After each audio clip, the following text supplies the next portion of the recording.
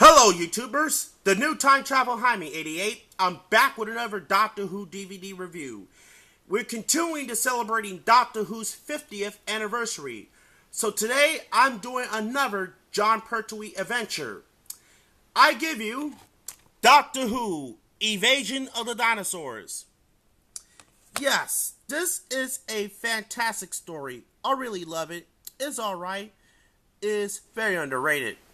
Anyway, this six-part adventure originally transmitted on January 12th through February 16th, 1974.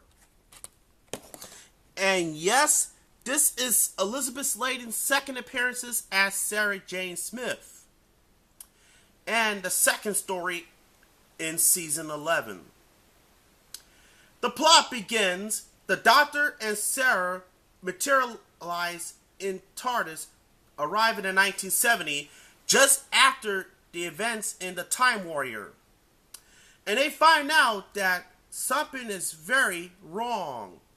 The city has been evacuated because due to the mysterious appearances of the dinosaurs. The monster has been brought to the present day by dissatisfied scientists using the time machine, nicknamed the Time Scoop, as part of the plan to revert London to the utopia Preological Age, as a plan called for central London to be depopulated.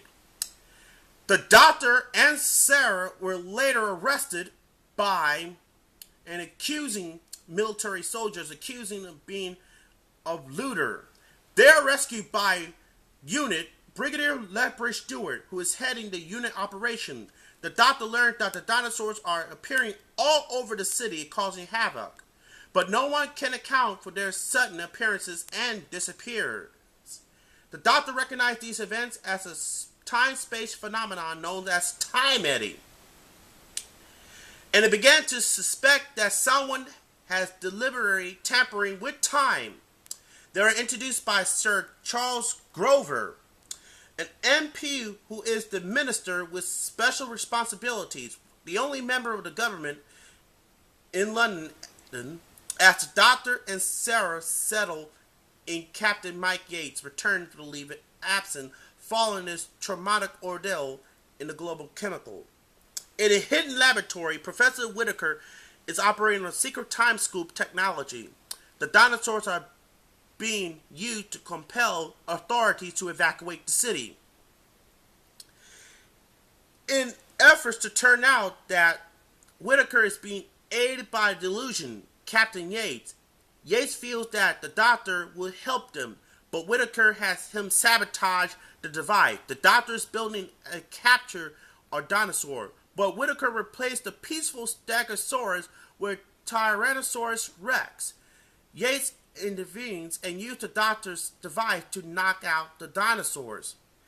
Meanwhile, Sarah meets with Sir Charles and hoping that find who might be operating the time scoop. Sarah was knocked unconscious and was taken to by Grover, who's been in league with Whittaker. Sarah wakes up and finds herself on a vast spaceship, which is not real.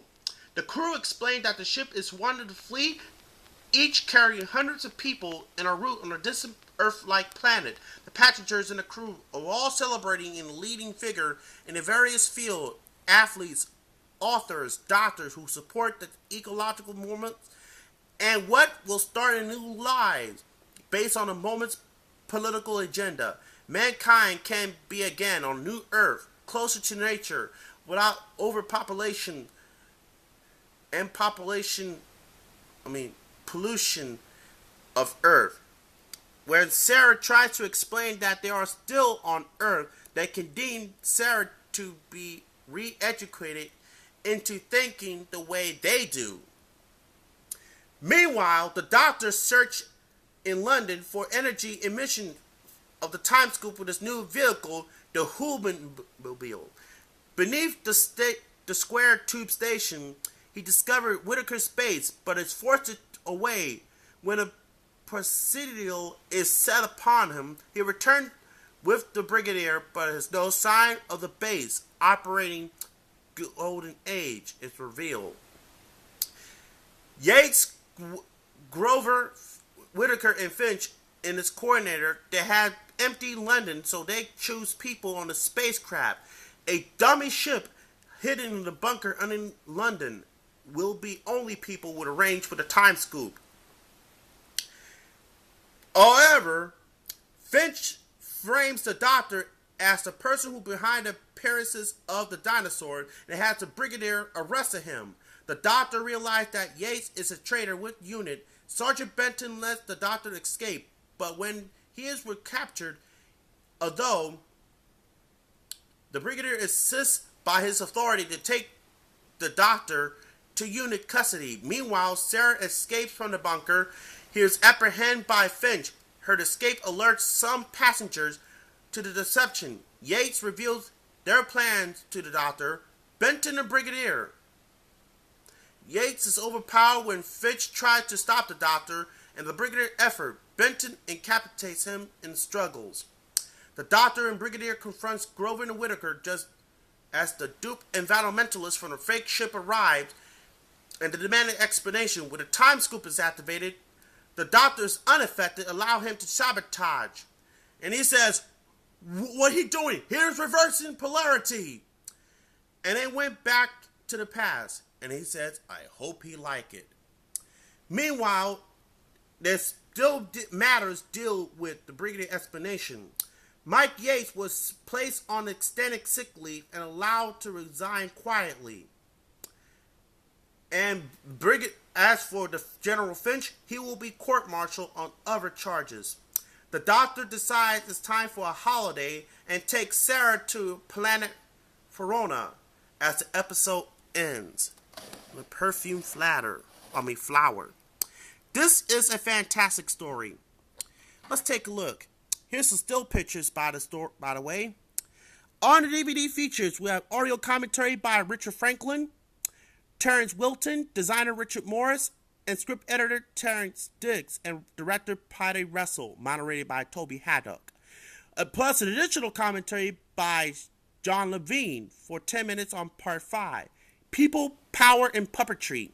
Deleted scenes, Now and Then, Billy Smart Circus with John Pertwee, Doctor Who Story, Elizabeth Slating Part 1, photo galleries, and options.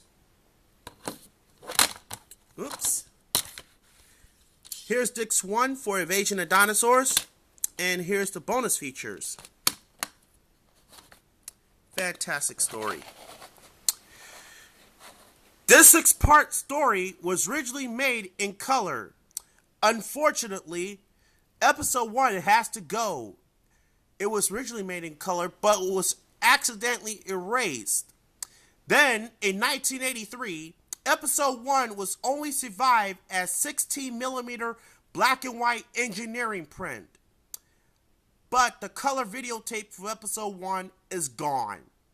Then, the restoration team managed to did fairly job colorizing episode 1.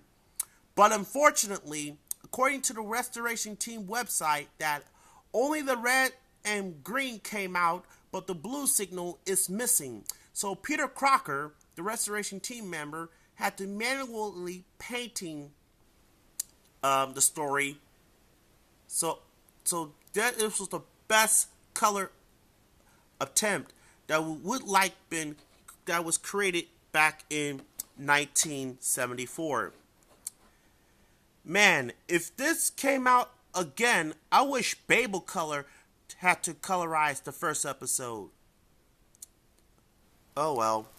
Well, that's it for this week's video.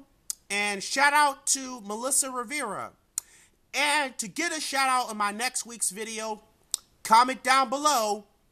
Tell me what's your favorite Doctor Who companion.